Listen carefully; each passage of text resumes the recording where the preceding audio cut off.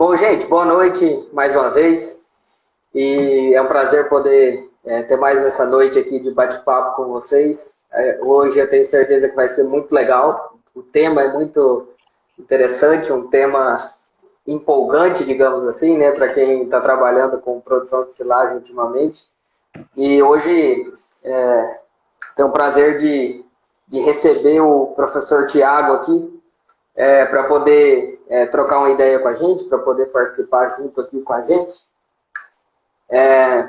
Eu sou o Rafael, sou professor do Instituto Federal de Rondônia, aqui no campus Colorado do Oeste, e venho fazendo aí uma série de discussões, né, de lives, onde a gente acaba trocando ideias sobre assuntos relacionados com a produção animal, né, principalmente a área de forragicultura. Então esse é o foco principal.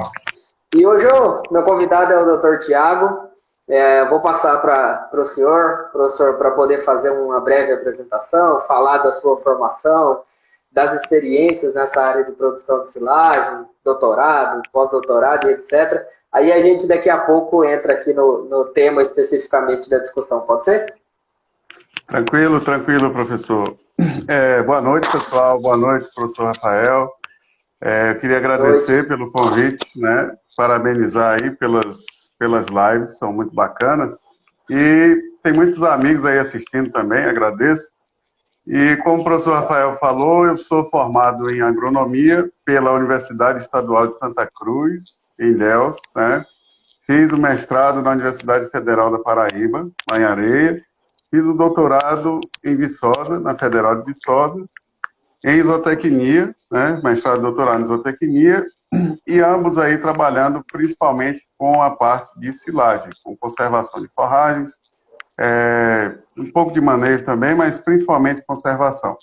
E durante o doutorado eu passei um ano na Universidade de Delaware com o professor Kang, Limin Kang. Retornei, fiz pós-doutorado em Viçosa e na Bahia, e fui professor da Federal de Goiás, e hoje eu sou professor da Federal Rural da Amazônia, no campus Belém, aqui no Pará. Então, estou aqui já há 3 anos e sou um dos coordenadores do Grupo de Estudos em Ruminantes e Forragicultura da Amazônia, que é o GEFAM, né? Eu estou pelo perfil aqui, tem o pessoal assistindo aí. Então, é uma grande satisfação o professor Rafael estar aqui, né?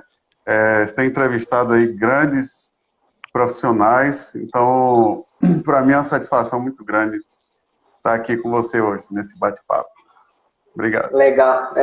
Hoje continuo entrevistando grandes profissionais, né?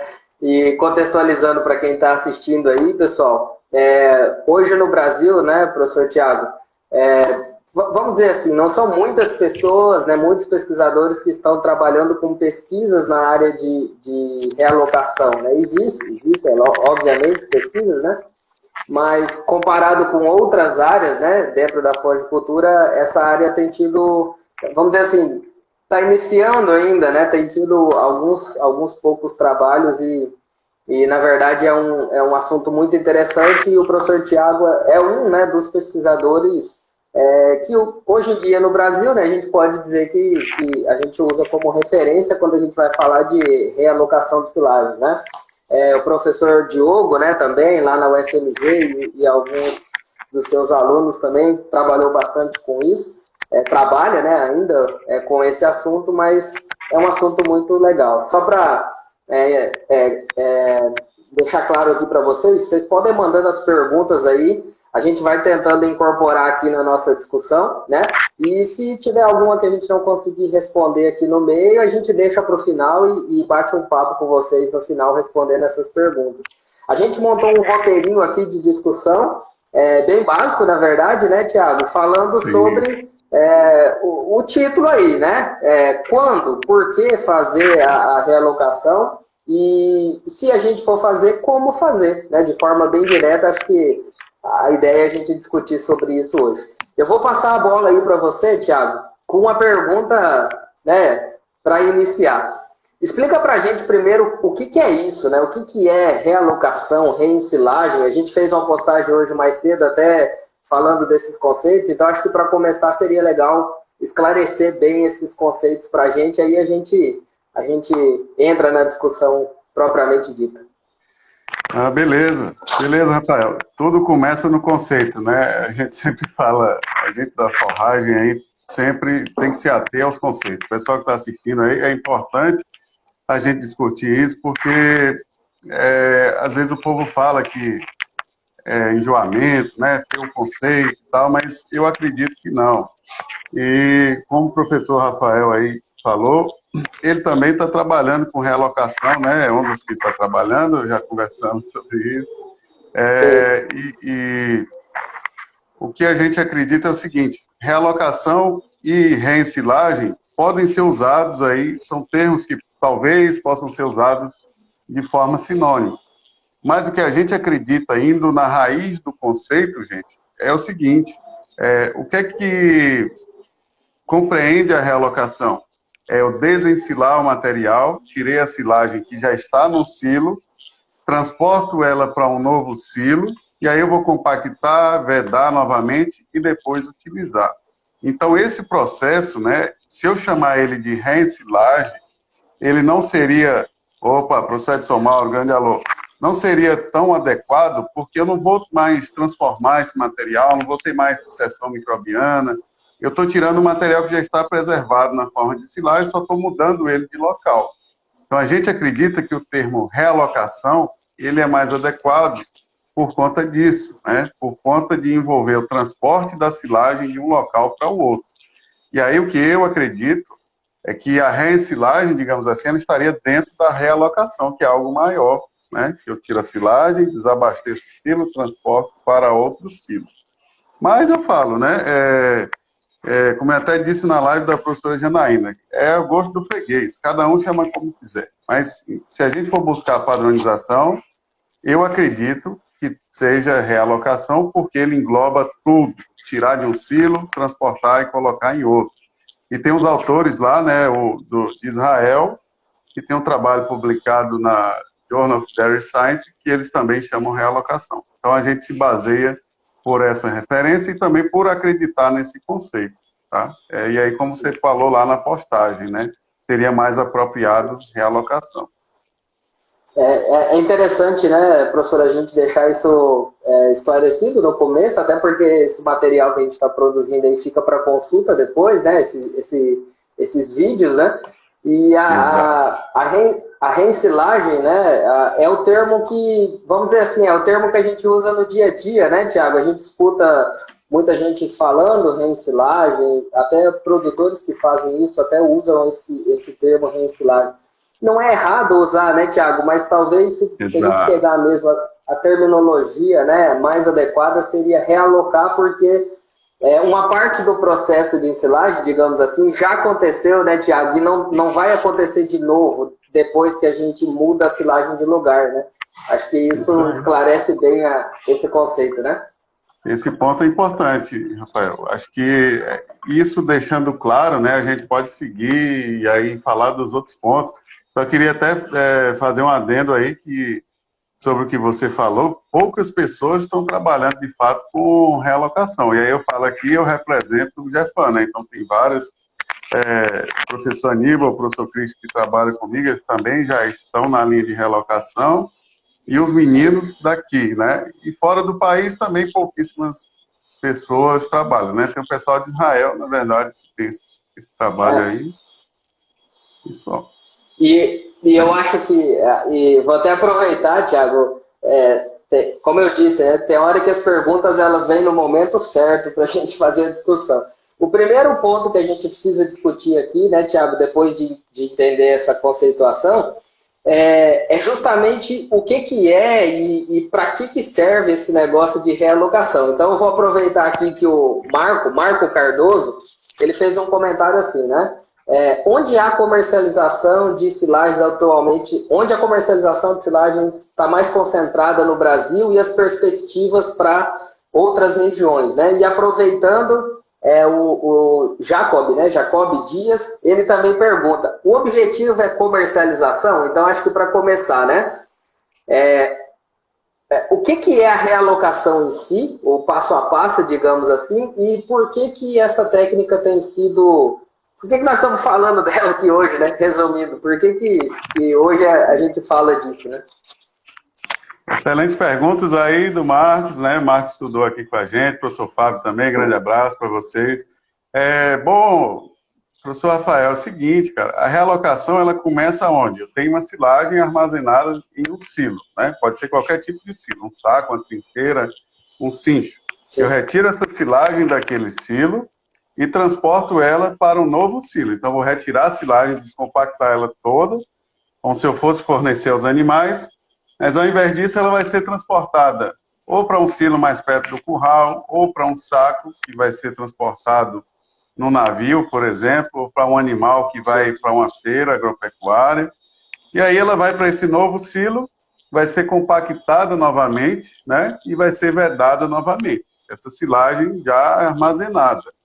Depois de um período, ela vai ser utilizada para o fornecimento aos animais. Tudo isso aí é o que a gente chama de realocação.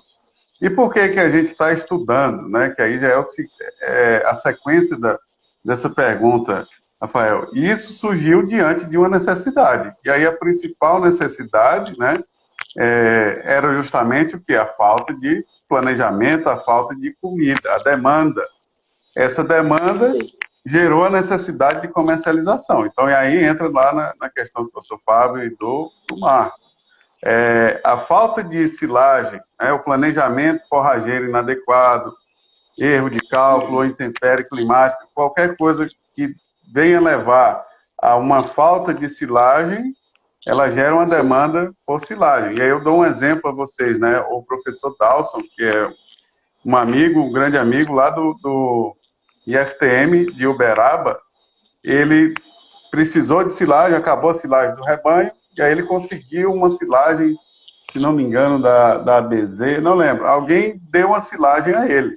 E aí o que ele ia fazer com essa silagem? Ia realocar, ia tirar do silo lá maior, trazer uma quantidade para o silo menor. Então, gente, a principal necessidade, além dessas aí, seriam, por exemplo, um dimensionamento inadequado do silo, né? Você não consegue retirar o painel todo, porque seu silo é muito grande, sua demanda de área é pequena. Você pode realocar essa silagem. Beleza. Mas qual a finalidade principal? Aí entrando lá no questionamento. É a comercialização, gente. E aí por que a comercialização de silagens se tornou tão grande?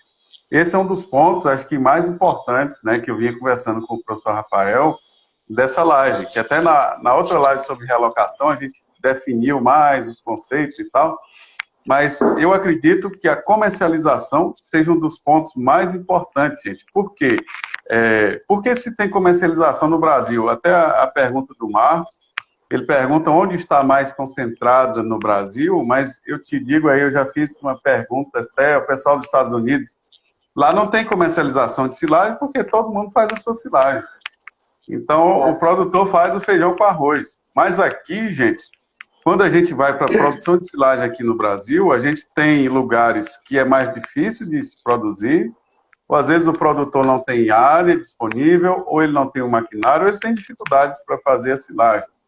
Nessas situações, a comercialização, ela surge aí como uma oportunidade grande, né, para o pessoal que produz alimento. Então, as empresas que estão produzindo silagem com qualidade, né, e aí eu cito aqui sem nomes, tem uma no sul do país e tem uma no Nordeste, que são grandes e que vendem os produtos com qualidade. Aqui no Pará nós estamos trabalhando com desenvolvimento de produtos também, né, nessa linha, e essa comercialização, ela se dá justamente pela falta de silagem por algum motivo, como eu disse.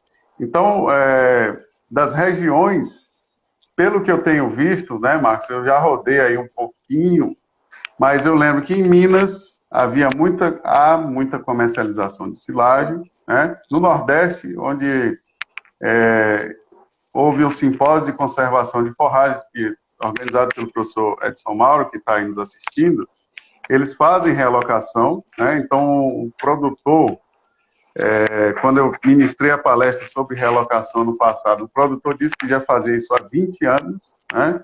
Realocação de silagens. Aqui no Pará, isso também ocorre de forma talvez mais incipiente. Então, a gente pode dizer aí que isso está ocorrendo, né? Ou talvez já ocorre em várias regiões do Brasil. A primeira vez que eu ouvi falar desse processo foi lá em Minas Gerais, quando eu ainda estava, acho que no final do doutorado, no pós-doutorado. E foi a partir dali que eu decidi estudar mais a fundo, justamente para poder responder as perguntas. Então, hoje já existe um grande comércio, uma grande comercialização em termos aí dessas silagens. E a realocação, ela entra principalmente com o propósito de comercialização, sim. Se sobrou silagem, né, tem silagem demais, acabou o silo, já vi muita silagem se perder assim, né? Começa a chover, o pessoal larga o silo lá de qualquer jeito. O que é que você faz? Não, coloca no saco e vende aquilo ali, R$ 300, R$ 400 a tonelada, né? Então, o pessoal no Nordeste está vendendo esse preço, aqui também, nessa faixa de preço, né? De 300 a 400, silagem de milho, silagem de capim era um pouco mais barato, e aí entram os diversos produtos que podem participar disso aí, né? E aí na sua região, Rafael, como é que está essa questão? Então, foi até interessante a pergunta, né? Logo no começo, justamente para deixar bem claro, né, Tiago?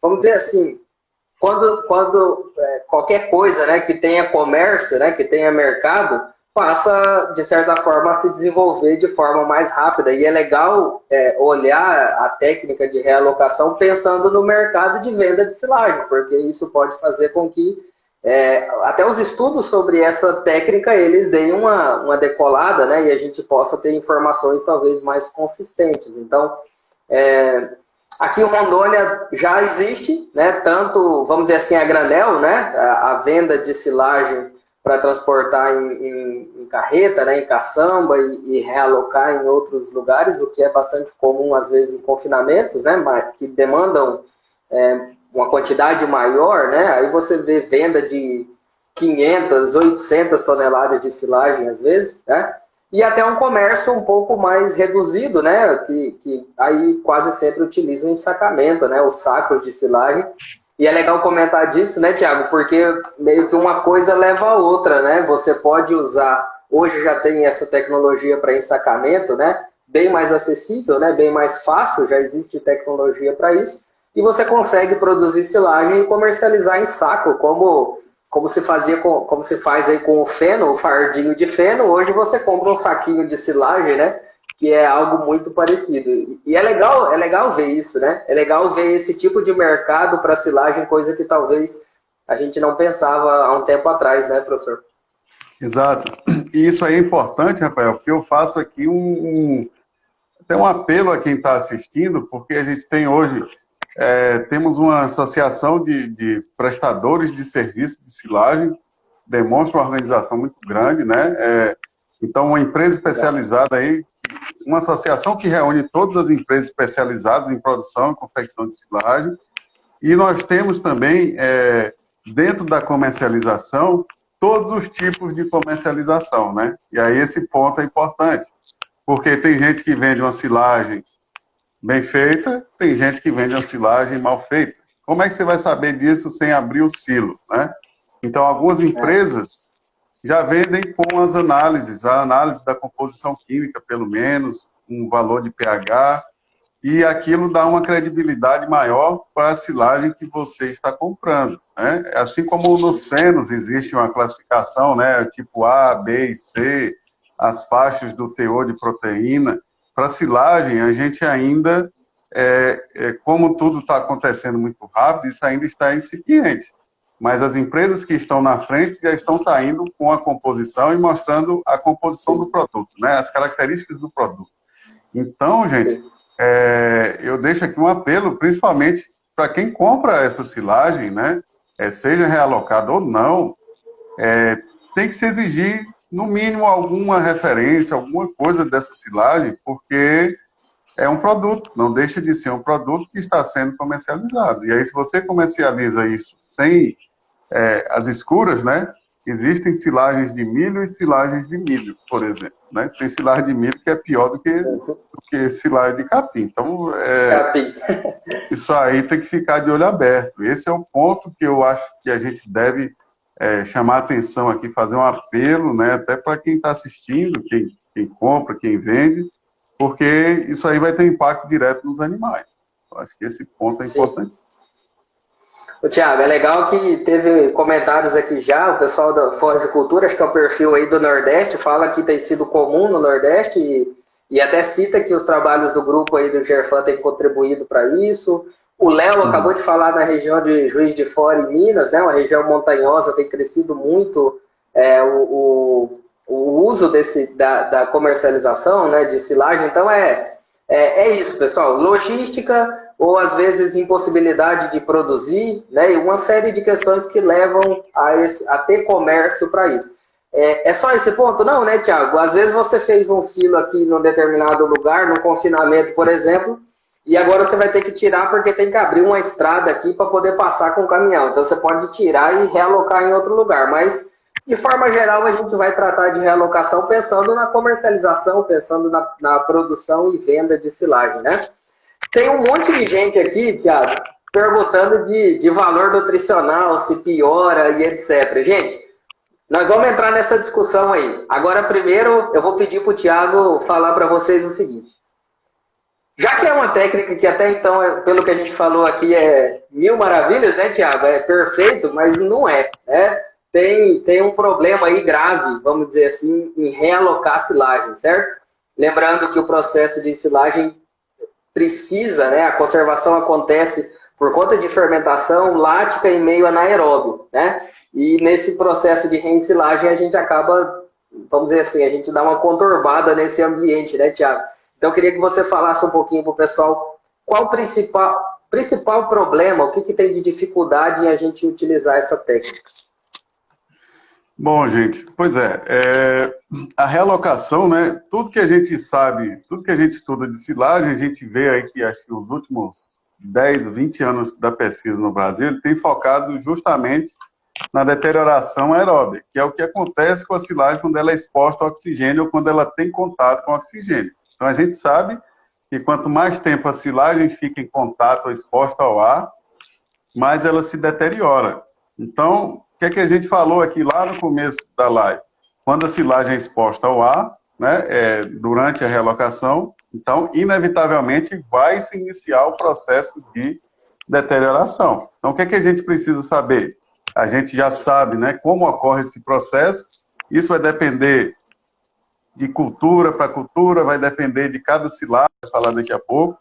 E essa deterioração, se o tempo for prolongado e a silagem tiver determinadas características, por exemplo, a cana é muito mais sensível a isso, ela pode se deteriorar. E aí você pode perder a qualidade, né? Perder a composição, os nutrientes lá dessa silagem, prejudicar isso ao final da realocação. Isso é o que a gente não quer.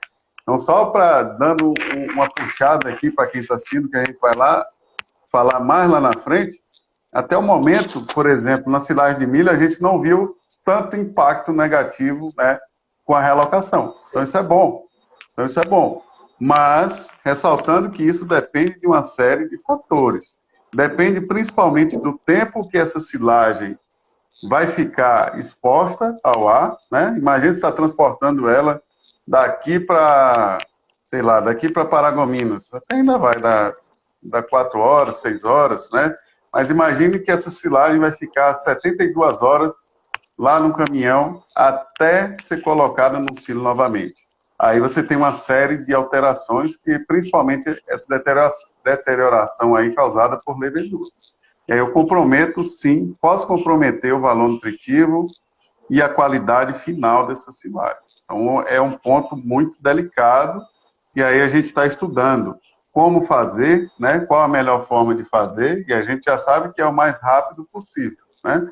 Quanto menor for o tempo desprendido, melhor.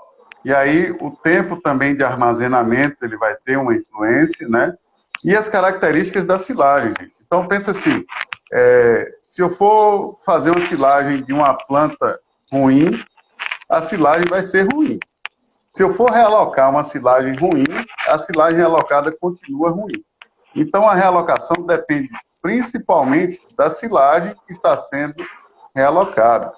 Silagem ruim não vai prestar para nada. Então, você vai perder tempo e dinheiro. Então, uma análise que vocês podem fazer, eu vou realocar cana, capim, milho, essa silagem está boa, né? Ela está bem feita, bem fermentada, está em boas condições, beleza, ela é boa para ser relocada. Agora, uma silagem que já está judiada, digamos assim, né? Já está mais sofrida, já está mais deteriorada, ela vai ter grandes chances aí de perder muito mais com o processo de relocação. Então, isso são pontos importantes.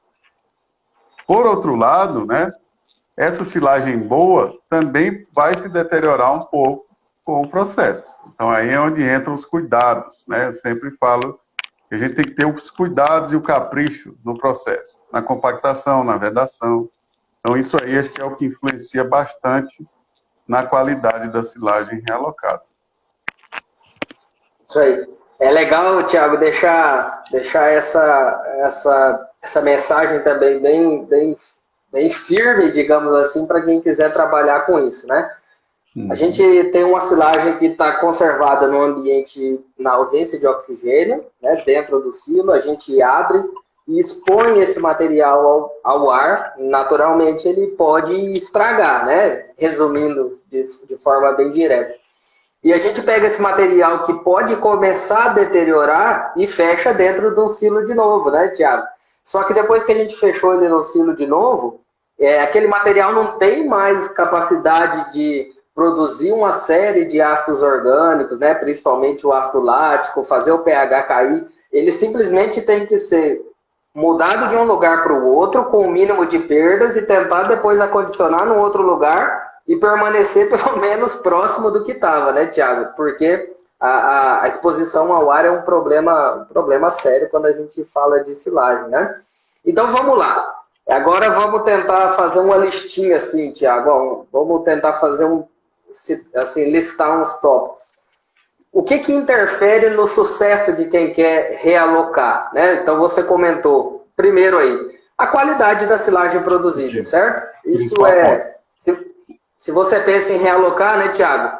Tem que ter feito tudo muito bem feito aí para trás. Nós não vamos entrar nessa discussão aqui, mas tem que estar tudo bem feito lá para trás, certo? Exato. Agora, daí para frente, vou abrir o silo e agora eu vou realocar. Aí eu vou listar aqui e você discute, pode ser? Tempo de exposição, né? Vamos lá, tempo de exposição, certo? Então, abri o silo, vou realocar. O tempo de exposição é o primeiro. E vou citar aí junto os aditivos, né, que não está aqui depois, mas você pode fazer um comentário. E o tempo de armazenamento, né? Se tiver mais algum além desses três, você pode incluir aí, mas comenta para a gente sobre esses fatores aí. Perfeito, Rafael. O aditivo eu posso jogar lá junto com a silagem de qualidade. Então, já que a gente está falando aí, o pessoal está perguntando bastante também, já que a gente está falando de uma silagem que vai ser exposta ao ar, né? Mais do que o painel do silo, mais do que o topo dela, ela vai ser completamente exposta ao ar.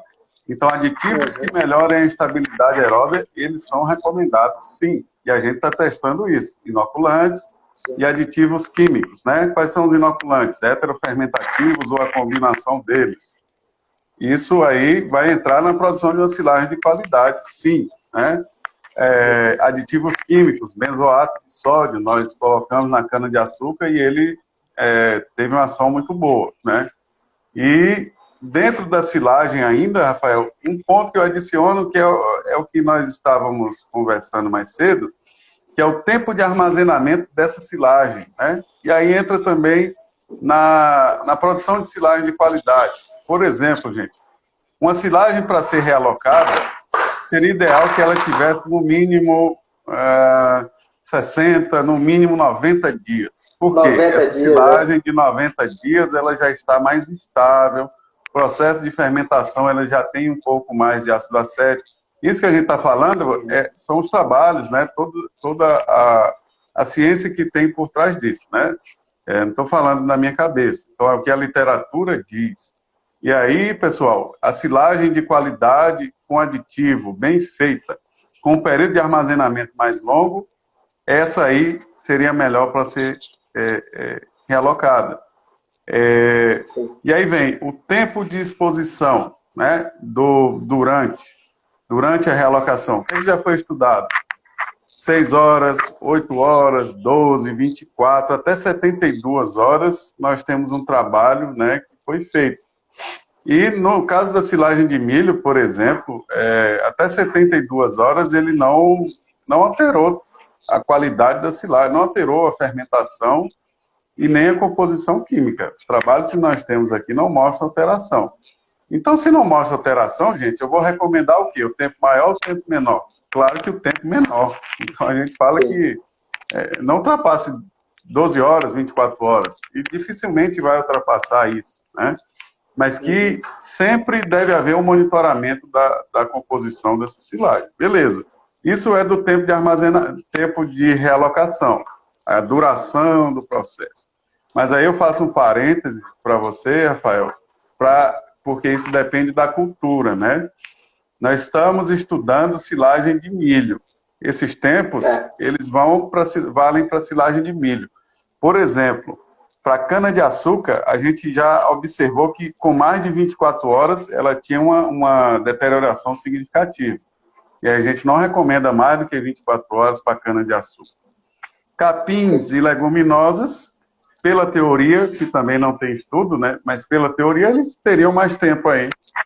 Não sofreriam tanto com o tempo de realocação, porque essas silagens já são naturalmente aí mais estáveis. Então é isso, sobre o tempo de realocação. E aí o terceiro ponto que você falou foi o tempo de armazenamento após a realocação, né? Isso também é interessante, Rafael. Aí os resultados nossos aqui, cara, a gente pensa assim, né? Se eu guardei a silagem, é melhor eu usar ela logo ou é melhor eu usar ela esperar um tempo? Isso tem sido aí, às vezes, um pouco variável, porque a gente observou que quando você, logo depois de ter armazenado aquela silagem, digamos que ela ainda está, o processo de deterioração ali, ela ainda está um pouco com a temperatura elevada. Então, nos períodos iniciais, ela ainda está, digamos, ocorrendo alguma atividade ali, e depois aquilo também meio que se acalmava. Então, a gente observava o quê? O período de armazenamento da silagem realocada. Vejam só o que eu vou falar, gente. Isso aqui está em trâmite de publicação, né? Então, é um spoiler das dissertações, das TCCs e teses dos meninos aí que até estão nos assistindo, os meninos do Japão. Mas esse tempo de armazenamento, Rafael, ele não pode passar muito tempo. Isso a gente viu uma perda nutricional a partir de talvez 90 dias, 90, 180 dias, aqui uma diminuição de CNF. Isso tem um trabalho, se Deus quiser, ele vai sair, que mostrava isso. Aí precisamos estudar mais, né?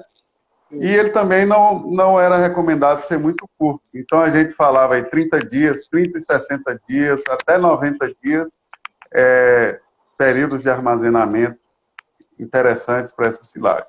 Mas aí a minha recomendação prática é a seguinte: esperou 30 dias, ou deu a necessidade de utilizar a silagem realocada, faça uma análise da composição química daquela silagem realocada, porque ela não é igual à sua silagem lá no início.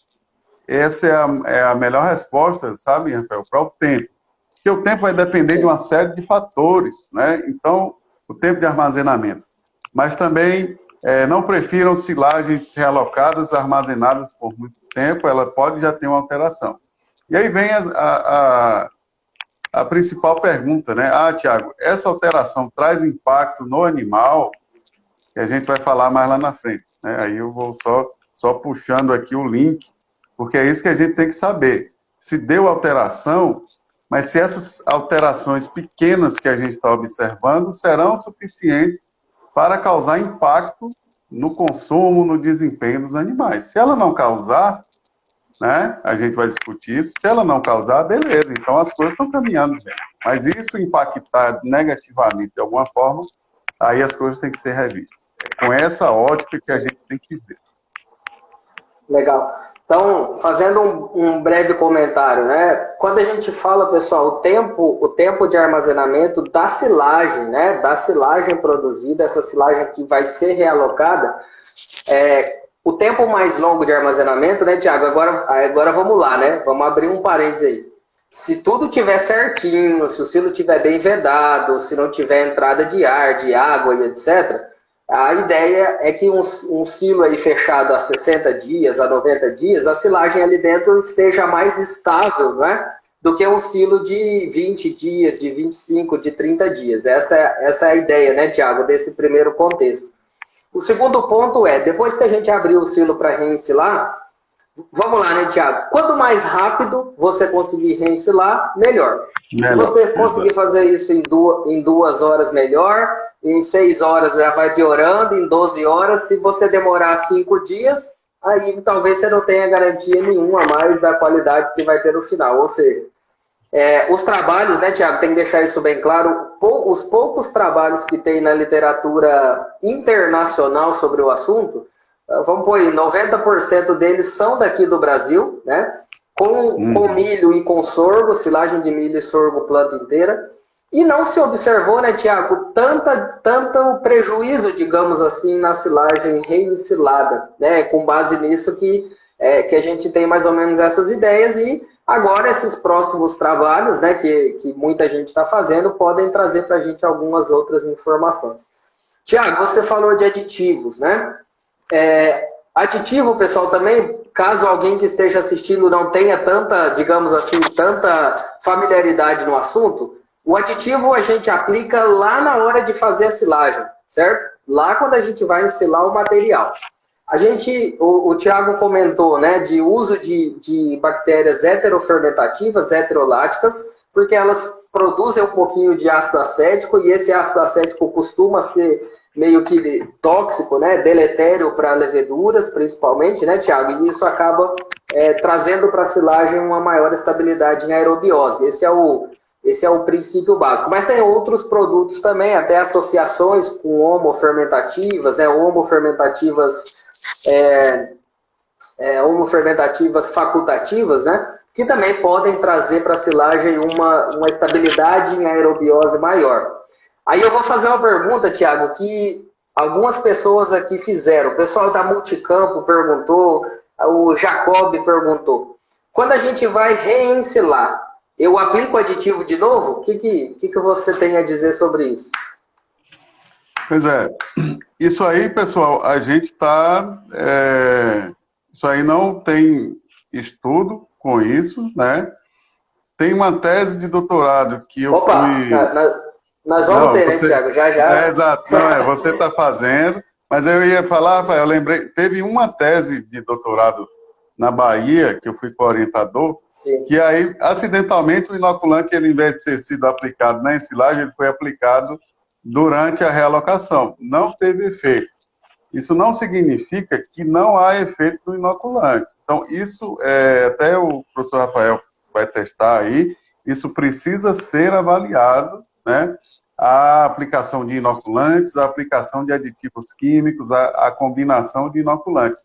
Então, a gente ainda não tem essa resposta, de fato, aí, consolidada ainda, né? Mas ela está em geração, esse conhecimento, porque a gente precisa dizer se pode ou não aplicar um aditivo, né? Acreditamos que será benéfico, mas ainda não temos os resultados totalmente. O professor Rafael já está gerando esse resultado aí, né?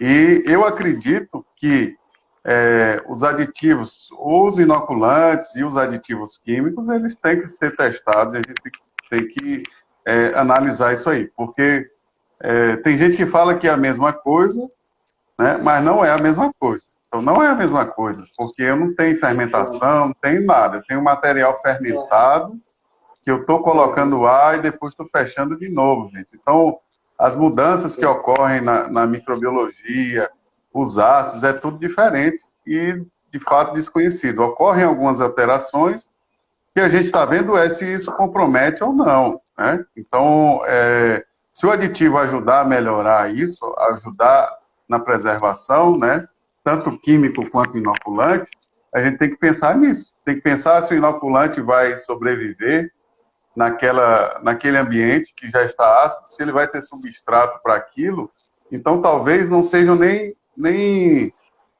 os inoculantes convencionais que a gente já tem. Isso aí eu estou falando aqui para a gente até abrir a cabeça mesmo, possam ser outras espécies que já cresçam no final do processo fermentativo, de outro tipo de metabolismo e por aí vai. Então, isso aí, como até o professor Rafael falou, isso aí tem muitos anos até de pesquisa para a gente estudar. Colocar um aditivo químico, colocar um químico com um inoculante juntos, para ver se os dois potencializam. Então, por aí vai. Sim. Eu acho que o químico, né, Tiago, faz, vamos dizer assim, na cabeça faz um pouco mais de sentido, né? Porque ele independe um pouco do substrato, né, relacionado com o micro-organismo. Os aditivos microbiológicos, a gente acaba pensando, pô, mas eu vou pôr uma bactéria para produzir ácido lático, mas ela vai usar qual substrato se a predominância no meio já vai ser o ácido lático, né? Então, na verdade, pode até acontecer um consumo de ácido lático, dependendo do micro-organismo que você colocar, e conversão para talvez outros ácidos, como ácido acético ou algo do tipo, né? Não uma conversão direta, mas uma produção de outros ácidos, né? Então, realmente é algo que a gente também, né, Tiago, a gente também ainda não sabe. A princípio, o que tem que ficar de informação clara, né, Tiago? Usem aditivos na ensilagem que melhorem a estabilidade aeróbica. Ponto. Deixar isso bem claro. Usem aditivos que melhorem a estabilidade aeróbica se você pensa em realocar essa silagem. Teve até alguma pergunta para trás. É obrigatório? Não dá para dizer que é obrigatório, mas se você quer fazer bem feito, seria sim um dos pontos obrigatórios a se considerar, né, Tiago? Eu acho que, assim, tudo, gente, é manejo, né? Se você tiver uma silagem bem feita, bem preservada, com um tempo maior de armazenamento, beleza. Mas a gente sempre fala, a gente que trabalha com silagem, para você ter uma uniformidade, né? Eu sempre defendo, sim, o uso de aditivos. Porque você olha nos Estados Unidos, não existe silagem de milho sem Buchneri, por exemplo. Por quê? Porque o povo não quer correr o risco de perder silagem deteriorada. Aqui, a gente perde dinheiro sem ver, na verdade, você vê lá na beira do silo, muita silagem deteriorada. E aquilo ali, com aditivos melhoradores de estabilidade, eles diminuiriam, né, aquela quantidade de deterioração. Aí, Rafael, posso falar um pouco dos aditivos na ensilagem, se você quiser. Sim, pode comentar. Os resultados com aditivos, né, nós fizemos 2 trabalhos, tem 2 dissertações, 3 dissertações com inoculantes, e eles melhoraram a fermentação, né, das silagens, mas depois aí da realocação elas permaneceram a mesma coisa. Então isso aí dá uma ideia. Talvez, será que o efeito dele, ele tem um efeito durante a ensilagem e depois que realoca aquilo já não persiste tanto? Então a gente precisa estudar mais isso aí. E fizemos um com cana-de-açúcar, que aí foi com benzoato de sódio, como aditivo químico, que ele diminuiu aí a deterioração aeróbica da silagem até mesmo depois de realocada na abertura, né? Depois de realocada 60 dias, essas silagens tiveram um aumento, digamos, menos acelerado do pH, então elas se mantiveram mais estáveis, né? Com a adição do benzoato, mesmo depois da realocação. Então, isso aí foi interessante. Então, com base nisso, a gente recomenda os aditivos. E mesmo não tendo dado efeito, né, no nosso estudo, tanto efeito expressivo dos inoculantes, a gente sempre fala, eu ainda assim eu recomendo o inoculante para aumentar a estabilidade aeróbica, sim, né? No nosso caso não deu, mas tem vários trabalhos que mostram que 60% das vezes que você usar, você vai ter um resultado positivo. Então, como a gente sabe que vários fatores influenciam no uso do inoculante, a gente sempre recomenda a utilização, né? Desde que a silagem seja bem feita e tudo mais. Então, isso é interessante. Sim. Tiago, Tem algumas perguntas aqui que podem fazer a gente entrar naquela parte que você comentou de expor alguns resultados, né, inclusive com animais. O Gaudêncio foi aluno nosso aqui, a Lília, tem mais alguns aqui, depois eu procuro aqui para citar, perguntam se existe uma perda de qualidade, né, no material que é reensilado. A gente já comentou que as perdas são pequenas, mas acho que você pode trazer isso um pouco mais detalhado, né? Quando a gente fala perda de qualidade, é muito relativo, né, pessoal? Pode ter perda de proteína, por exemplo, pode ter perda de digestibilidade e pode ter perda lá na frente na produção do animal. Então, acho que você podia trazer para a gente alguns desses resultados para a gente mais ou menos entender como é que funciona a relação de perdas, né, com a qualidade. Então, sim, pois é, Rafael. Existe até uma metodologia que a gente está tentando fazer cálculos, que é justamente o balanço de nutrientes, né? Quanto que eu tinha no início, na ensilagem, na primeira abertura, antes da realocação e após a realocação. O que a gente tem observado, né? O teor de matéria seca, ele diminui quando da planta para silagem, por exemplo. Depois da realocação, o que acontece com o teor de matéria seca? Aumenta. Silagens realocadas têm teor de matéria seca maior. Por quê? Porque elas foram expostas, acabaram desidratando. Elas aumentam a estabilidade aeróbia. Silagens realocadas são mais estáveis. E quando a gente olha a composição química, gente, o que a gente observou? Poucas alterações, mas aí a gente viu, na silagem de milho principalmente, diminuição dos carboidratos não fibrosos, né? Aumento proporcional de fibra de FDN. Isso aí, alguns pontos percentuais, mas essa foi a principal alteração que a gente viu. E alguns trabalhos, né? Os trabalhos são muito controversos. Alguns mostram diminuição da digestibilidade in vitro. O nosso também nós observamos e diminuía à medida que aumentava o tempo de armazenamento. Por isso que eu falei lá, a silagem realocada de muito tempo armazenada, ela tinha uma diminuição na digestibilidade. E aí, beleza, né? Todas essas modificações, perfil fermentativo, gente. Perfil fermentativo da silagem realocada praticamente não se alterava em relação à silagem, o que é interessante, né? pH, ela se mantinha ácida, os ácidos com poucas alterações. E aí, beleza. Quais os impactos disso nos animais? O pessoal de Belo Horizonte, acho que já fez trabalhos com os animais, e aqui nós fizemos, né, uma dissertação, uma dissertação, um TCC e uma tese de doutorado que foi defendida recentemente da Rita, a doutora Rita agora, né, Rita Mendonça, do GEFAM, que não observou diferença no desempenho animal. E aí tinha silagens inoculadas, né, as silagens inoculadas com inoculantes heterofermentativos ou a combinação dele com o homofermentativo foi recomendada, então não deu alteração no consumo, digestibilidade e desempenho. No outro trabalho, acho que ambos foram feitos comportamento animal, e aí um artigo foi até aceito, o de comportamento animal, acho que há 2 semanas atrás, e também não houve alteração, nada no comportamento e nem consumo e digestibilidade.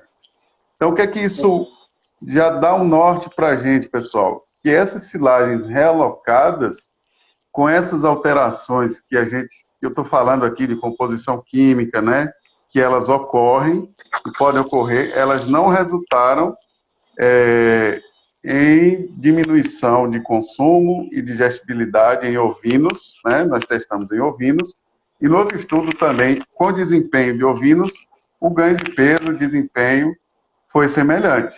Então, eu tenho, talvez, algumas alterações do ponto de vista nutricional, mas elas não foram suficientes para impactar no desempenho animal. Por quê? Porque mesmo que ela talvez perca um pouco de valor nutritivo, o animal pode compensar aquilo no consumo, né?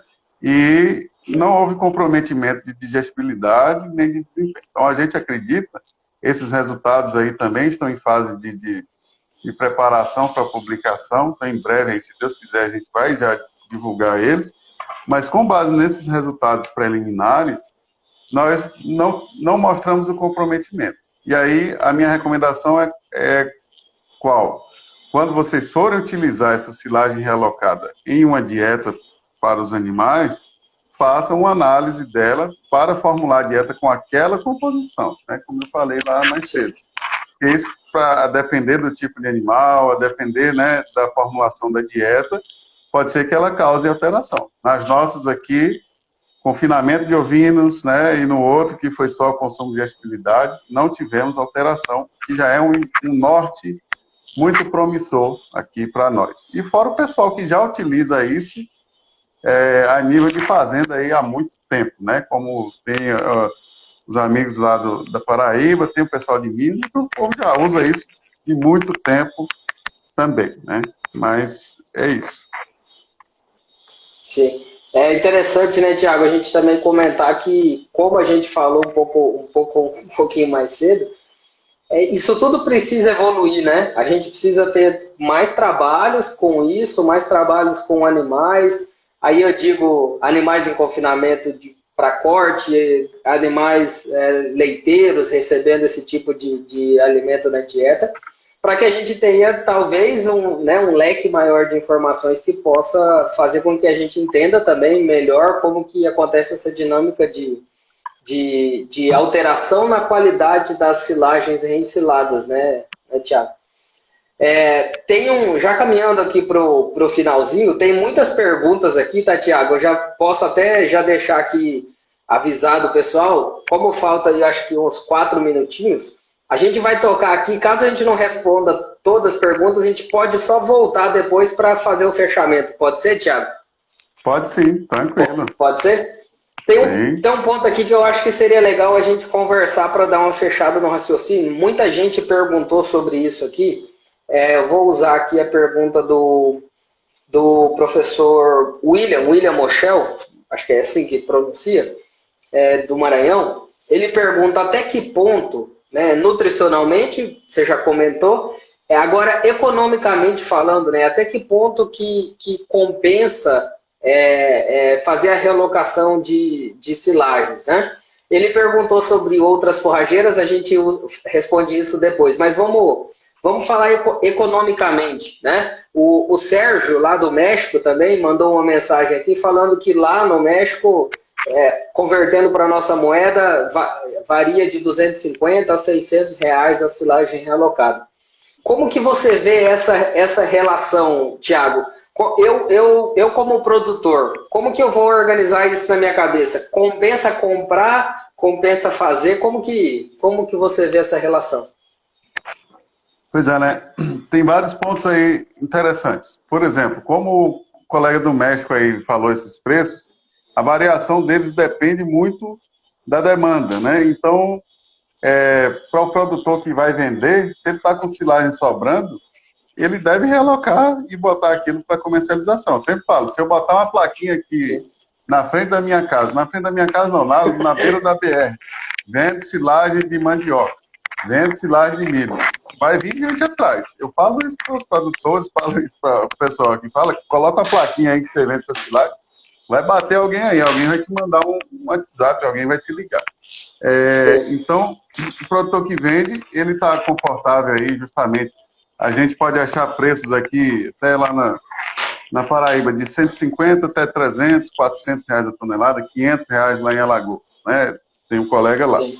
E aí, para esse que vende, ele tá beleza. Para o que compra silagem realocada, quando é que ele vai comprar? Perdeu silagem, faltou comida, não tenho área para produzir, silagem, né? Minha terra não é boa para produzir silagem. Se eu fizer as contas para comprar essa silagem a 300 reais a tonelada, ela ainda vale? Ela ainda vale. Se você colocar no custo da dieta e no custo diário lá por animal, ele ainda vai estar valendo, diante do ganho que você vai ter com aquela silagem. Agora, tem que ser uma silagem boa, né? Já que você está comprando, está pagando caro, vai pegar uma silagem de milho ruim, de baixa qualidade. Então, acho que esses pontos, eles são importantes. Então, eu costumo dizer, né? Não é só eu que costumo dizer, mas se tem gente vendendo e se tem gente comprando, gente, é porque é viável e é porque dá certo. Senão não estaria ninguém fazendo, né? Então tem uma amiga de Minas que ela compra toda a silagem para um grupo de produtores, né? Ela trabalha em Minas com assistência técnica em leite. Ela compra toda a silagem em sacos de uma outra propriedade que é especializada em produzir a silagem. Então, isso acaba nos dando um controle também maior da silagem. Criam-se setores ou propriedades especializadas em produção de silagem, né? Talvez tenham algumas assistindo aí. E aí aqueles caras fazem uma silagem impecável e às vezes é melhor eu comprar uma silagem de R$ 300 a tonelada do que eu produzir uma de 150. Aí entra uma questão, pessoal, de custo-benefício, né? Que a gente tem que olhar isso. Qual o custo-benefício? Se eu consigo fazer uma silagem boa, eu vou fazer essa silagem boa. Eu preciso de silagem boa? Não, eu preciso de silagem, qualquer tipo de silagem. Então, vou fazer qualquer tipo aqui. Mas faltou comida, então você vai ter que correr para essas situações, né? E às vezes, não necessariamente comercializar, como o Rafael já citou. Você tem um silo que está lá mais perto da lavoura, e aí você quer transportar essa silagem mais para perto de onde os animais vão ser confinados, ou mais para perto do curral ali, de manejo, onde você tem os animais estabulados. Então, a realocação, ela entra nesse sentido também. Então, eu acredito que tem, né, pelos valores que a gente está aqui, elas têm uma viabilidade, mas é isso.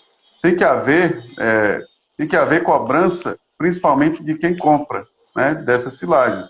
E aí, como o senhor está falando Thiago, aí... Oi, já vai acabar. Desculpa, sim. Vai cair. A gente volta para finalizar as perguntas, tá bom? Pode ser? Sim. Volta. Pode seguir para as próximas. Não, mas é legal, o papo tá bom. Tem muita pergunta, pessoal, tem muita coisa interessante aqui. Thiago, vamos lá. Eu vou tentar organizar aqui algumas coisas, tá? Algumas perguntas aqui que o pessoal fez. Vamos... talvez alguma coisa a gente já tenha até respondido, mas vou tentar contextualizar aqui. O pessoal da silagem Rancho Alegre, eles comentam aqui sobre usar o inoculante ou não, certo? Usar o inoculante ou não na hora de fazer a silagem. Se você tem alguma experiência, né? Se não usando o inoculante, esse tempo a temperatura da silagem aumentou muito rápido, como que caso não use o inoculante numa silagem de milho ou sorgo, por exemplo? Pois é, como eu falei, isso depende principalmente, mais do que do inoculante, do tempo de armazenamento dessa silagem, né? Se eu não uso inoculante, preferencialmente eu vou, aí, digamos, vou precisar de uma silagem com mais tempo de armazenamento, com 90 dias. Aí, como a gente fez o trabalho com 90 dias, essa silagem sem inoculante, armazenada por 90 dias, ela não esquentava tão rapidamente. Não, mas esquenta, né? 2, 3 dias. É o tempo ali dela esquentar. Depois da realocação, ela aí já demora muito mais a se esquentar. Então, gente, qual que é a recomendação? É de usar o inoculante, porque essa demora aí a ela esquentar ou não vai depender de uma série de fatores, de tempo de armazenamento, de qualidade da silagem. Então, na dúvida, usa-se o inoculante ou um aditivo químico, benzoato de sódio, por exemplo, né? Ou outros ácidos orgânicos que podem ser utilizados. Isso aí é o que eu penso, é o que eu recomendo, que a gente vai submeter a silagem a uma condição desafiadora, né? Principalmente silagem de milho e cana. Certo. Eu já vou aproveitar, deixa, Thiago, e acho que esse ponto aqui talvez seja... também tiveram várias perguntas nesse mesmo raciocínio aqui. Você falou sobre milho e cana, né? Tem alguns trabalhos também na literatura de silagem de sorgo, né? Aí eu vou citar aqui algumas pessoas que fizeram perguntas. O Robertson Pimentel, o Jacob Dias e o Marco Cardoso. Todos eles fizeram perguntas relacionadas a realocar silagem de capim, né?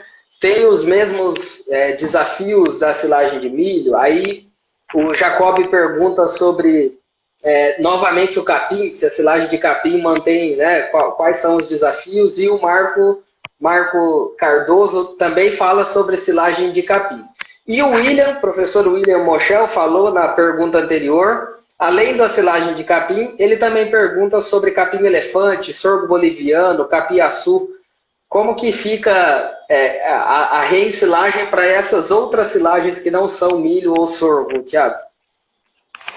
Isso aí, gente, eu vou responder como pelo que a gente tem de conhecimento, mas ainda não fizemos os trabalhos com isso. Eu falo ainda, que já está na lista de projetos aí, os próximos trabalhos com realocação de capim, principalmente, né, que a gente vai fazer. Sim. Então, se você for fazer aí também, Rafael, pode já ficar à vontade para fazer. Mas deixa eu fazer um parênteses aí, Tiago. Na minha lista eu tenho capiaçu, que é o próximo que eu pretendo fazer, e grão reidratado. São os dois que estão na lista. Isso aí não tem nada. Mas é uma lista que a gente não sabe quando que vai conseguir cumprir, né? Mas está na lista de próximos trabalhos. Exato. Nós fizemos um aqui com casca de mandioca, cara, não esquenta nada, né? Parte aérea de mandioca não esquenta nada, raiz, demora 5 dias até ela esquentar. Então, isso aqui a gente está ainda estudando. Pois bem, capim, né, gente? O capim, a gente vai fazer aí esse ano ainda, se Deus quiser, quando entrar agora, vamos fazer um estudo com realocação de capim. Porque, pela teoria, ele não teria esses desafios todos que a gente está falando. Então, seria tranquilo eu fazer a realocação de uma silagem de capim, porque ela já está mais estável, ela tem pouco substrato para o crescimento de leveduras, por exemplo. Então, quando eu abro a silagem de capim, ela demora a se deteriorar, a mofar, aumentar a temperatura. Mas a gente não sabe, né, o que vai acontecer. Então, hoje, com as informações que a gente tem, é que ela seria menos, aí o capiaçu também, né, seria menos suscetível a todas essas alterações que eu falei. Então, ela ficaria mais preservada mesmo com a realocação. Joia. Sorgo boliviano, o sorgo ele já caminha mais para o lado do milho. Então, o sorgo ele já tem mais açúcar do que o milho, então ele já sofre mais com deterioração também, gente. Então, o sorgo ele entra lá no grupo já chegando próximo do milho. Então, aditivos químicos e microbianos para melhorar a estabilidade seriam menores. O sorgo já pode sofrer, sim, com a realocação. Tem os trabalhos que não mostram... tem um trabalho do pessoal lá de Minas também, tem o pessoal da Embrapa Milho e Sorgo, que está presente, que não deu alteração na silagem do sorgo. Assim, como eu disse, alterações na composição química e tudo mais. Mas, atenção com essa silagem de sorgo para ser realocada. Atenção com a silagem de capim também, mas digamos que ele sofreria menos com a realocação. Isso é fato. Sim. Eu também acredito, Tiago, que o capiaçu, por exemplo, né, que hoje é um capim bastante, nossa região aqui muito usado, Minas também, eu também acho que ele pode, a gente pode ter problemas, digamos, com a reensilagem dele, porque ele costuma ter um teor de carboidrato solúvel até, maior, vamos dizer assim, meio alto, né, maior, e coloco aí uma interrogação relacionada à matéria seca, né? Então, esses capins podem ter a perda por efluente, né, Tiago? Até numa silagem de milho, na realocação ela já pode acontecer, né, pelo fato dessa segunda compactação. E aí, quando você trabalha com esses capins que naturalmente têm uma umidade maior, eu acredito que a gente pode ser um desafio conseguir realocar com poucas perdas, seja perda física por efluente, por exemplo, seja perda na parte química. Eu acho que é um desafio aí, eu acho que vale a pena a gente investigar, porque Eu não consigo assim na cabeça pensar, será que vai dar uma boa silagem realocada ou não? Eu ainda tenho dúvidas assim em relação a isso. Eu acho que é legal a gente pesquisar. Por isso que eu estou te falando, pela teoria, ela vai sofrer menos com a realocação. Sim, Mas estou até olhando aqui para não falar besteira, Rafael, mas na cana-de-açúcar a gente teve um aumentozinho com a realocação na produção de efluentes. E até o tempo de sim, armazenamento mais avançado aumentou. Só fui confirmar que abriu isso. o manuscrito aqui, de Aham, trabalho com cana-de-açúcar, só para confirmar. Então, isso aí poderá, né, a gente não sabe, poderá acontecer no capim, mesmo ele tendo uma sim. desidratação, né, a gente não sabe. São coisas que a gente, de fato, precisa documentar. A gente precisa estudar isso para gerar Sim. esses dados. E estamos estudando, né?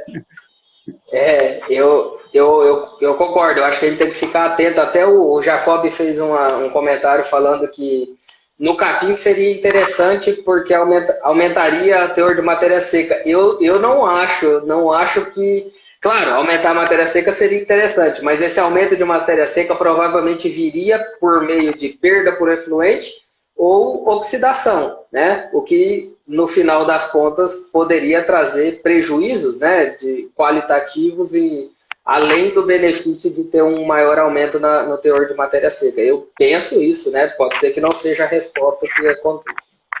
É interessante esse comentário do professor Fábio, né? Já que aumenta a matéria seca, vai ficar exposto lá, se ele não deteriorar, isso pode trazer um efeito benéfico. Isso aí, de fato, É. Fábio, a gente tem que ver, né? Ah, Ele pode ser benéfico, mas pode não ser. Isso é bem interessante. Isso agora me aumentou a minha curiosidade mais ainda. Então, a gente vai é, fazer. se o, se o aumento, Tiago, se o aumento da matéria seca fosse exclusivamente pela perda de água, certo?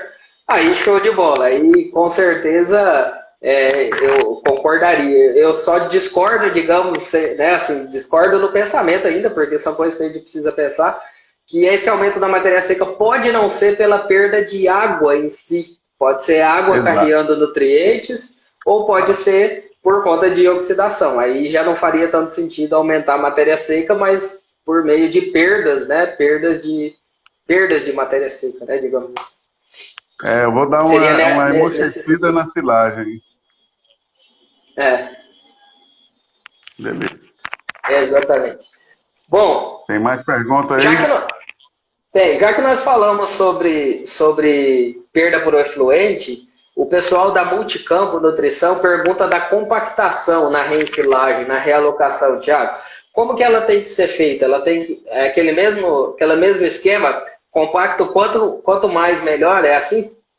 Sim, o mesmo esquema, o mesmo capricho, né? Quanto mais compactar, mais ar vai tirar.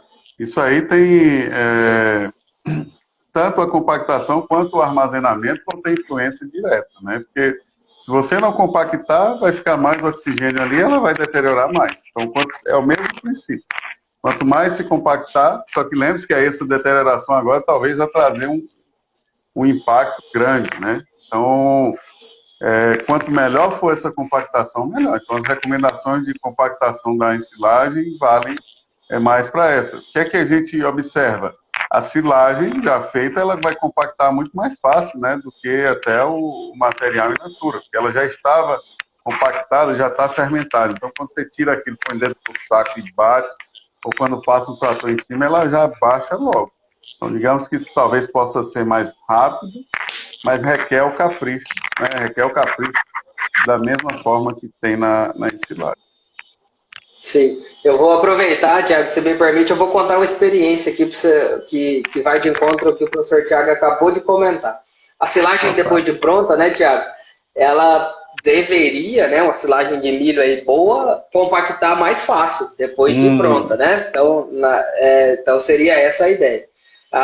Acompanhando um produtor aqui próximo da gente, ele comprou, né, uma silagem pronta, transportou cerca de 60 quilômetros, né, de caçamba, 60 quilômetros aqui de uma cidade para outra, E começou a chegar as caçambas, né? Tinha um planejamento para uma caçamba dessa fazer 2 a 3 viagens no dia pela distância buscando material, né? E atrasou. Atrasou por quê? Essa silagem veio 60 quilômetros na caçamba, né?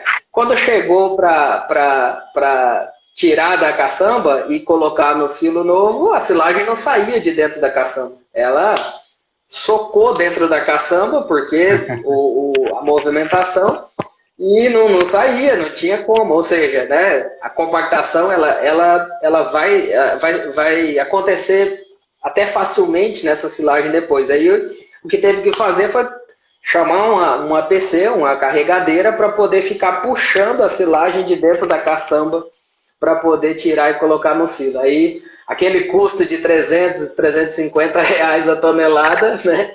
Ele já pulou aí para uns 400 reais a tonelada só do que gastou de mão de obra, de maquinário e o tempo que gastou a mais também.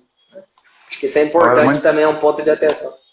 Não, muito interessante, Rafael. Eu achei que você ia falar também que a silagem secou, tinha muita palha, e aí, na verdade, ela ficou mais difícil de compactar, porque pode ocorrer também. Acontece, Acontece principalmente na parte mais de cima, né, Thiago? Ela vem, às vezes, no transporte, vem batendo muito vento, seca e fica difícil também para poder compactar depois, né? Sim, com certeza. Thiago, uma pergunta da Sâmara aqui, já que o assunto é esse a gente falou de compactação, ela pergunta, o local de armazenamento, ou seja, o silo na realocação, interfere na qualidade? Exemplo, eu comprei uma silagem que foi num silo trincheira, certo? Agora eu vou realocar, mas eu vou fazer um silo superfície. O que você acha disso? Ela vai seguir digamos, o mesmo princípio. Se você tirar da trincheira para botar na superfície, o silo superfície tem uma área de exposição maior, né? Ele poderá ter mais contato com o oxigênio. Mas se você fizer bem feito, tudo bem. Onde a silagem corre mais risco, né? Quando você tirar ela e colocar em sacos. Porque se um saco daquele der um furinho ali, der um pique naquele saco ali, você perde boa parte daquele saco, ou ele inteiro, né? Aí depender da silagem. Então tem muito ataque de ratos, né? Já vi gente perder. Tem um amigo que perdeu, acho que, não lembro, mas 50 toneladas de silagem ensacada por ataque de ratos. Então, esse seria o cuidado aí, a maior suscetibilidade a qualquer coisa, né? Porque um saco daquele se rasgar, pronto, você perde a silagem. Uma lona do silo maior se rasgar, você vai perder naquela região. Então, isso depende da quantidade que vai ser realocada, mais do que do tipo de silo, né? E aí de ter os cuidados com esse novo silo. Acho que esses pontos que são importantes. E com relação ao ar, né, Thiago? Quanto pior for o ambiente com relação ao ar, ou seja, um silo superfície sempre vai ser pior do que um silo trincheira, né, com relação à conservação. Esse mesmo raciocínio mantém para realocação, né, Thiago? Exato. Só que eles têm as facilidades de ser de fácil confecção, poder fazer em qualquer lugar, né? E aí você não vai deixar de fazer por conta de ser um superfície. Você vai fazer com cuidado. Pode cobrir a lona, né, com alguma coisa, por aí vai. A Lília fez uma pergunta aqui, mas eu acho que eu vou até te perguntar por curiosidade. Quantas vezes a realocação pode ser feita numa mesma silagem? Você já viu, Thiago, fazer mais de uma vez? Realocar, depois realocar de novo? Eu nunca vi, particularmente eu nunca vi. Rapaz, por incrível que pareça, a gente tem... eu vi isso por um acaso, né? A gente está fazendo uns estudos aqui, mas até o produtor, o produtor e o representante da empresa, ele fez isso, né? Ele abriu a silagem, tirou, aí ensilou novamente. Isso no saco, né? Então, essa é a única vez que eu vi isso, mas isso foi por um acaso, né? Total. Sim. Mas eu não vi isso ainda em outras situações, né? Aí, dessa vez que ele abriu uma vez, tirou, depois abriu de novo e voltou para dentro do silo de novo, fez isso umas 2 ou 3 vezes, e aí falou comigo, né? Aí eu falei assim, deve estar toda mofada, né? Não, tá só um mofinho em cima. Aí eu falei, rapaz, como assim, bicho? Aí quando eu fui lá, que a gente abriu o saco, só tinha um mofinho em cima, assim. Aí eu olhei assim, rapaz. Só que aí era o quê? Era silagem de casca de mandioca, que é o que a gente está estudando aqui, cara. E eu falei, rapaz, Aham, tem alguma coisa aí nesse negócio aí que a gente tem que estudar. Temos que estudar isso, né? Aí legal. fez isso, tirou, botou, aí eu fiquei assim impressionado. Eu até comentei com os meninos. Rapaz, eu falei que ia estar toda amafada e eu passei de errado, me passei por errado. Não está. Mas isso é uma exceção Sim, de uma exceção de uma exceção, né? Que aí a mandioca tem algumas coisas que a gente está estudando de maior estabilidade. Mas, do contrário, sim. eu nunca vi. Quem foi que fez a pergunta? Liliane? Lilian. Lilian. Lilian, eu nunca vi essa realocação. De poder, né? Poder pode. Só que você vai inserir mais um fator. Aí a chance dela se deteriorar é maior. Então, É, pensando aqui, talvez ela, com base no que a gente falou, né, com base nos resultados das pesquisas, que as silagens realocadas ficam mais estáveis, partindo desse pressuposto que ela está mais estável, se eu realocar ela, talvez ela já não sofra tanto. Só que lembre-se, sim, ela não vai sofrer tanto porque ela já está vindo perdendo ali nutrientes, ficando mais estável. Então, pode ser sim. um falso positivo. Mas se houver a necessidade, acredito eu, né, que não há problema. Faça uma análise depois da composição química. E aí você vai falar, que já está bem diferente do material original. Mas nunca vi, né, não tem. A gente pode até pensar em fazer isso. Aí já tem que dar um outro nome, né? Realocação da realocação, sei lá como é que vai chamar. Vai Mas muito faltar, interessante. vai faltar termo aí pra gente chamar essa silagem. Eu Tiago, vou fazer eu isso acho, só por curiosidade. eu acho que é isso. Tem mais uma pergunta aqui do Henrique, eu acho Henrique Benatti, mas a gente já falou que é sobre grão úmido, né? Grão Uhum. reidratado. Acho que você não trabalhou com isso, né? Eu também ainda não trabalhei. Ainda não. E, e o Sérgio da Quadricilo lá do México também pergunta aqui sobre silagens de LP, né? E silagens de que vieram aí, milho com capim, por exemplo. Eu também nunca trabalhei, mas eu acho, né, Tiago, que tudo que a gente falou é tranquilo. Se a silagem que foi produzida, né, tiver com boa qualidade, o padrão de fermentação tiver sido adequado, mesmo que ela tenha um pouquinho de capim na composição, teoricamente não deveria comprometer tanto, né, Tiago? Pensando assim por Não, cima, não. né? Não, é o mesmo raciocínio. É o mesmo raciocínio, Ricardo. Exatamente. Tiago, cara, tem perguntas, é óbvio, a gente não vai conseguir responder todas as perguntas, a gente já ocupou bastante o tempo aí dos nossos participantes. Eu vou caminhar aqui para o encerramento. Queria agradecer demais a todo mundo que participou, que mandou as perguntas. Acho que todos nós aprendemos muita coisa aqui hoje, né? Experiências de vocês que mandaram aqui para a gente, experiência do professor Tiago, os conhecimentos que ele pôde passar para a gente. Então, eu agradeço todo mundo que participou e agradeço muito, Tiago, você ter aceitado o convite, ter topado fazer essa live, essa discussão sobre esse assunto. Fiquei muito feliz. Para mim, assim, passou o tempo aqui que eu nem vi, porque né, o bate-papo foi muito dinâmico. Então, agradeço muito, Tiago, você ter aceitado o convite e passo para você fazer as últimas considerações para a gente encerrar. Pô, eu gostei muito, Rafael, da experiência e até, né, há pouco tempo atrás eu fiz uma live com a professora Janaína sobre realocação e hoje a gente discutiu coisas completamente diferentes. Você vê que o tema é bem amplo e tem Sim, muita coisa para ser discutida, né? Então, eu é, agradeço muito, Rafael, pelo convite. Também gosto muito, né, de conversar, até sim, converso demais. Mas eu queria parabenizar você pelo trabalho que vem fazendo, né? Pelo projeto em silagem, pela difusão sim, de tecnologia, difusão de informação, né? Então, aqui tem pessoas interessadas, tem colegas, professores, profissionais. Então, é muito bom, são muito bons esses bate-papos, né? Então, como eu falei, eu fico sim. honrado de participar aí junto com você. Então, eu te parabenizo pelo trabalho, pela iniciativa de fazer tudo isso, e a gente sabe que dá um trabalho danado essa vida de liveiro, né? Sempre fala aí o professor Nilma, você, a Janaína, então é um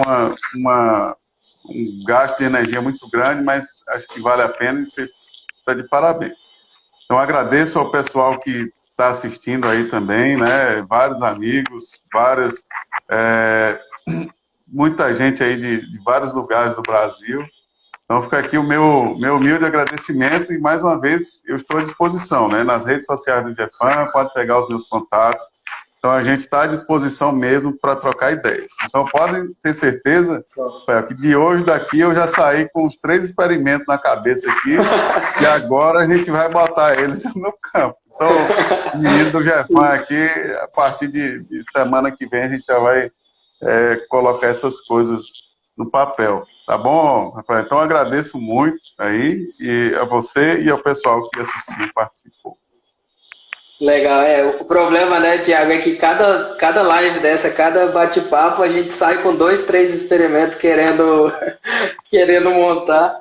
O problema é que não dá, né? Não dá para abraçar o mundo, mas realmente... Tem que arrumar dinheiro. Nossa, mas realmente essas discussões são demais, né? Não tem nem o que dizer. Dá trabalho, é óbvio. Tudo na vida da gente acaba dando trabalho, mas a recompensa é muito grande, né? A gente ter a oportunidade hoje, né, de conversar com você, por exemplo, e esse tanto de informações, né, experiência, acho que todo mundo que participou conseguiu sair daqui hoje sabendo muito mais sobre realocação do que sabia há 2 horas atrás. Acho que esse foi o nosso objetivo aqui. Inclusive nós, né? Eu provavelmente estou nesse time aí que saí dessa discussão sabendo muito mais coisas sobre realocação do que eu sabia antes. Acho que essa é a ideia. Agradeço e parabenizo, né, o senhor e a toda a equipe do GEFAM pelos trabalhos também.